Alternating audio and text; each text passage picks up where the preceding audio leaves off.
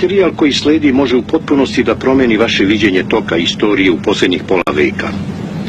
Istorijske istine do kojih smo u našim istraživanjima došli u sukobu su sa takozvanim činjenicama sa kojima se srećemo u udžbenicima zvanične istorije. Zbog toga pozivamo onaj deo gledališta čiji su stavovi u vezi istinitosti istorijskih događaja nesavitljivi da promene program. Naša tema je Adolf Hitler ili istine i laži. 9. maja 1945. godine Nemačka potpisuje kapitulaciju.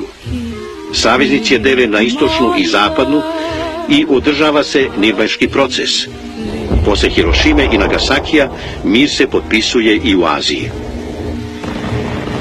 Time je zvanična istorija stavila tačku na Drugi svjetski rat.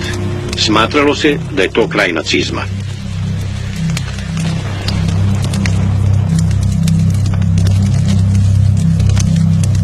U posljednje vrijeme u novinama je izašao veći broj članaka i fektona koji su pokušali da rasvetle neke činjenice iz prošlosti i sadašnjosti nacizma.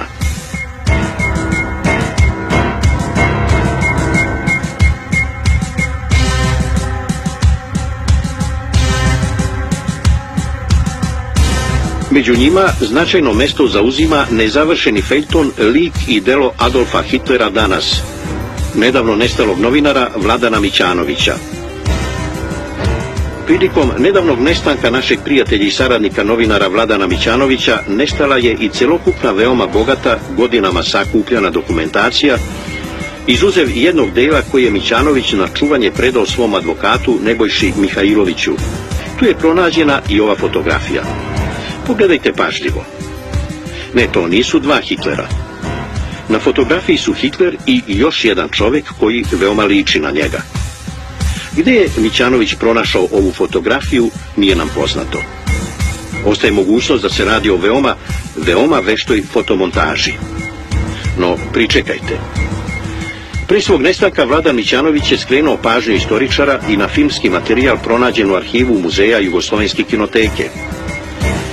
U arhiv je stigao iz arhiva Sovjetskog saveza, verovatno greškom 1954. godine, poslije smrti Staljina i popuštanja zategnutosti u odnosima Jugoslavije i Sovjetskog saveza.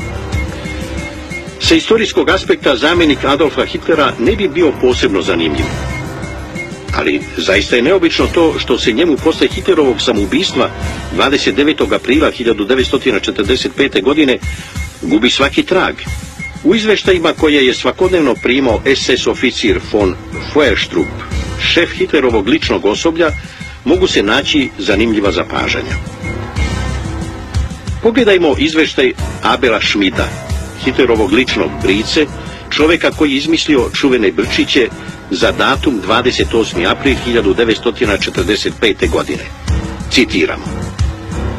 Brijanje izvršeno po protokolu, brkovi štucovani, posekotina na levom obrazu od juče, 27. aprila 1945. nestala na nepoznat način. Prilikom brijanja naš voljeni Führer ispoljio nervozu i 2 puta me nazvao pogrešnim imenom.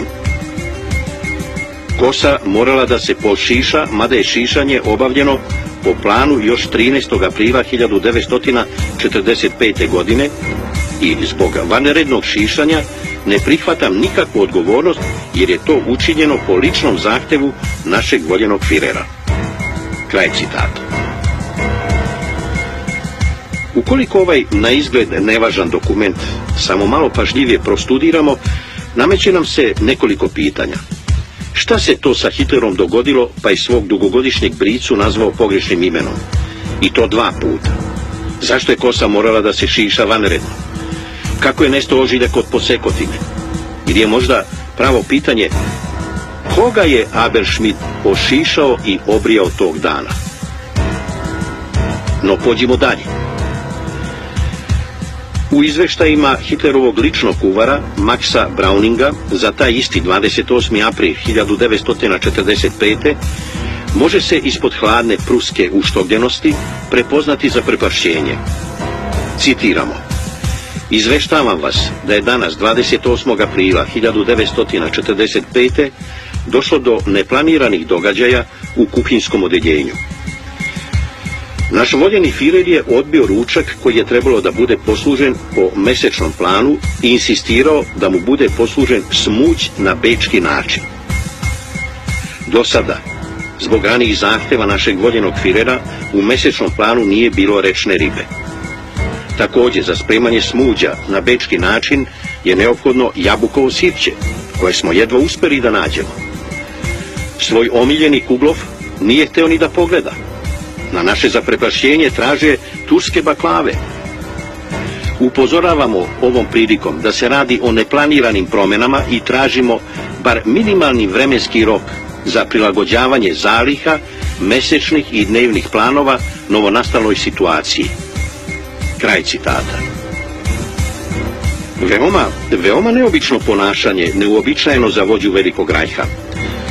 U ovom trenutku obratite pažnju i na jednu uzgrednu, ali možda i ne beznačajnu belešku Adolfa Hitlera iz Mein Kampfa. Rečna riba, čak i iz predivnih nemačkih reka, ne bi trebalo da bude hrana za arijevsku rasu, već samo za niže rase zbog blata koje se zadržava u mesu i koje se osjeća u mirisu. Kada se situacija u zemlji popravi, Nemci će jesti samo morsku ribu. Kraj citata. To bi bio prvi slučaj da inače veoma dosledan Hitler protivreči sam sebi. Neobično. No, pođimo dalje.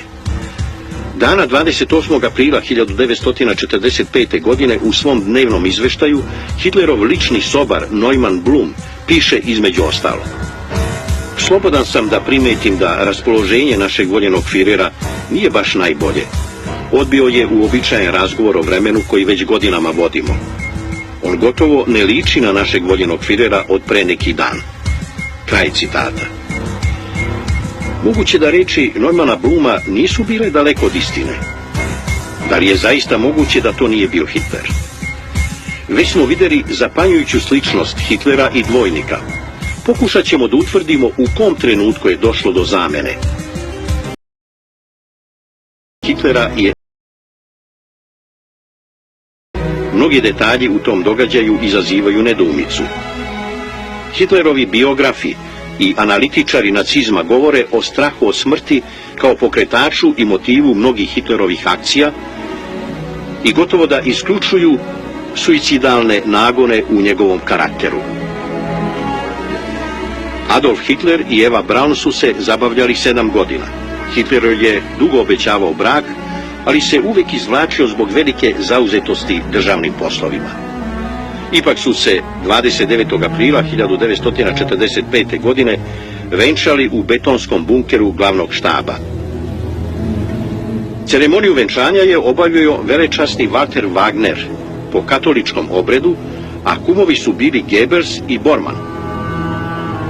Potom su se Adolf i Eva povukli u jednu sobu bunkera, gdje Eva popila otrov, a Hitler sebi pucao u usta.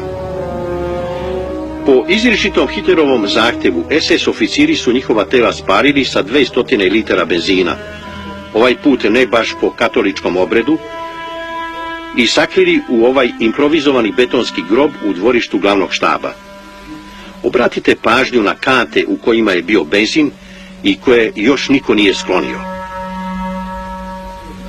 Sovjeti su odmah po ulasku u Berlin i takozvanom čišćenju glavnog štaba, kako se u to vreme govorilo, otkrili grobove i veći broj svedoka koji su odmah priznali sve detalje u vezi smrti Hitlera i Eve.